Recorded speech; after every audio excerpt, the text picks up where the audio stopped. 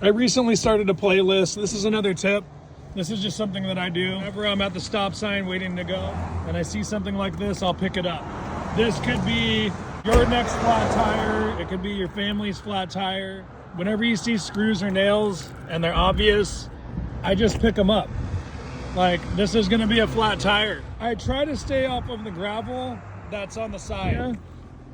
You're probably more likely to get a flat tire than any other place on the road. I could walk down this thing and probably pick up an entire handful of stuff here in just a matter of a couple minutes. You can see how much stuff I have in my hand right here.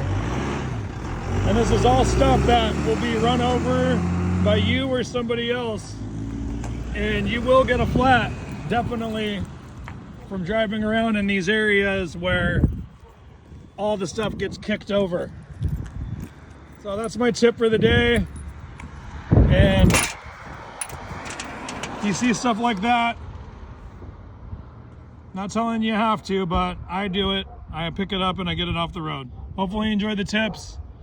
See you on the next video.